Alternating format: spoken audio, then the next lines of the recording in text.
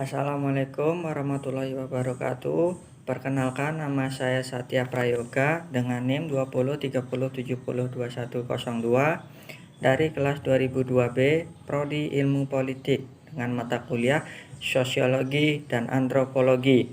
Di video kali ini saya akan menjelaskan atau menjabarkan tentang sosiologi, antropologi, dan ruang lingkupnya.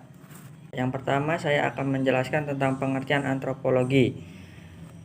Menurut bahasa Yunani, antropologi berasal dari bahasa Latin, yaitu anthropos yang berarti manusia dan logos yang berarti akal.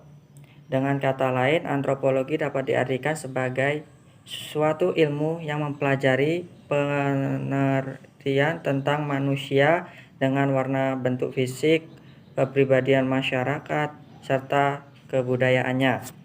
Ada beberapa macam jenis cabang antropologi. Yang pertama, ada cabang antropologi fisik. Antropologi fisik ini dibagi menjadi dua bagian. Yang pertama yaitu ada paleontropologi. Paleontropologi ini adalah ilmu yang mempelajari asal-usul manusia dan evolusi manusia dengan cara meneliti fosil-fosilnya.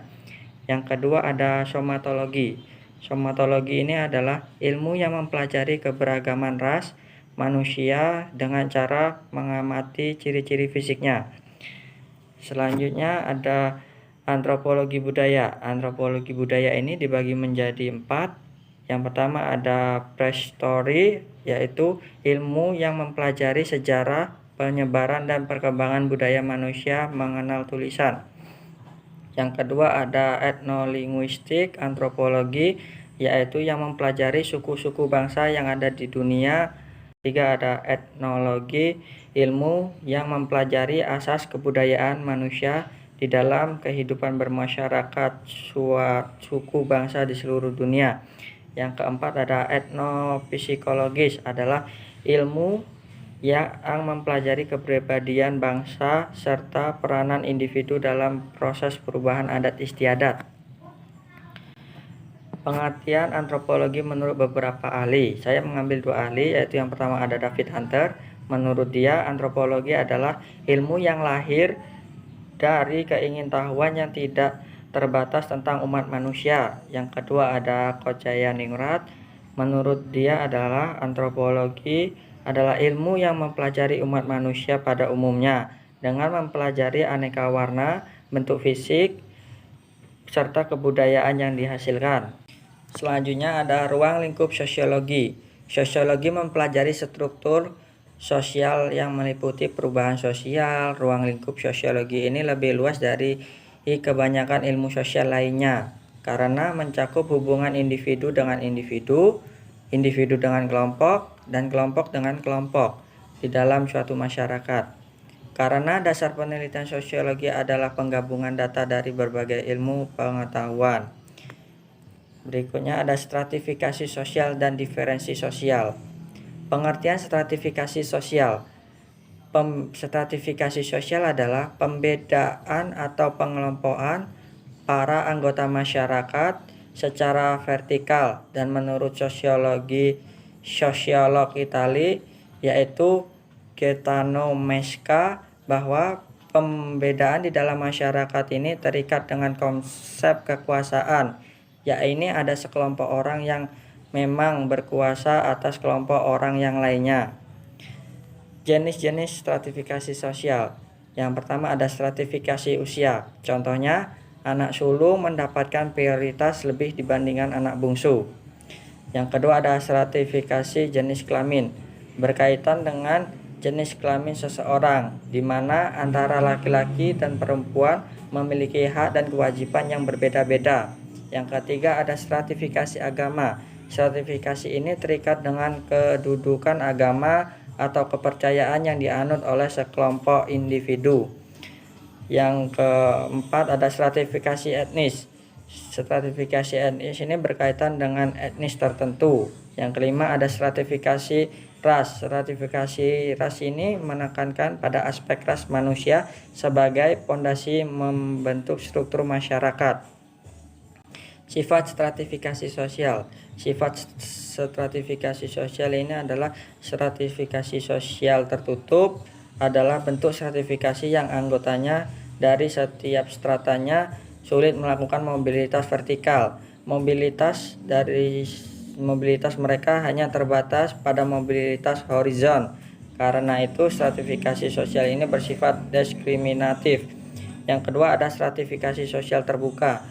Adalah bentuk stratifikasi yang memiliki kemungkinan mobilitas yang sangat besar. Maksudnya, setiap anggota strata dapat bebas berpindah strata sosial, baik vertikal maupun horizontal. Walaupun kenyataannya mobilitas harus memiliki peranan berat, kemungkinan untuk berpindah serta selalu ada. Selanjutnya ada diferensi sosial. Menurut KBBI, diferensi adalah proses cara perbuatan pembedaan. Dilansir situs Kementerian Pendidikan dan Kebudayaan. Secara umum, diferensi sosial adalah penggolongan masyarakat secara sejajar atau horizontal berdasarkan ciri-ciri tertentu. Selanjutnya ada ciri-ciri diferensi sosial. Yang pertama, ciri fisik. Ciri fisik ini berhubungan dengan sifat yang dibawa oleh ras seperti bentuk dan warna rambut, postur tubuh, warna mata, dan lain sebagainya. Ciri sosial, ciri yang berkaitan dengan fungsi individu dalam masyarakat. Contohnya, perbedaan tugas yang berkaitan dengan profesi, pekerjaan, atau mata pencaharian. Yang ketiga ada ciri budaya, berhubungan dengan adat istiadat maupun kebudayaan yang berkembang dalam masyarakat. Selanjutnya ada jenis-jenis diferensi sosial. Diferensi sosial ini dibagi menjadi 3. Yang pertama ada diferensi tingkatan. Diferensi tingkatan ini terjadi pada penyaluran barang atau jasa yang dibutuhkan di suatu daerah yang mengakibatkan perbedaan tingkatan harga. Yang kedua ada diferensi fungsional. Diferensi fungsional ini dapat dilihat pada suatu lembaga, yaitu adanya pembagian kerja yang menyebabkan setiap individu mengerjakan kewajiban sesuai dengan fungsinya. Yang ketiga ada diferensi adat. Diferensi adat ini merupakan suatu aturan atau norma yang mengikat di suatu masyarakat. Berikutnya ada contoh analisis dalam sosiologi antropologi atau artikel UTS yang saya buat kemarin itu. Sini saya akan menganalisisnya. Wabah virus corona kini menjadi realitas sosial yang harus dihadapi masyarakat dunia, khususnya Indonesia.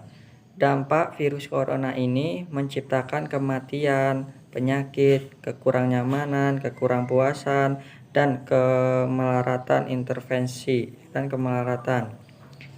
Intervensi sosial yang dapat dilakukan oleh negara adalah dengan cara memberikan pelayanan sosial, pelayanan psikososial, pelayanan keterampilan dalam mencegah virus corona ini, pelayanan spiritual, pelayanan pendamping, pelayanan advokasi, dan pelayanan edukasi atas informasi seputar virus corona. Sekian, terima kasih dari saya. Apabila ada salah kata, saya mohon maaf. Saya akhiri. Wassalamualaikum warahmatullahi wabarakatuh.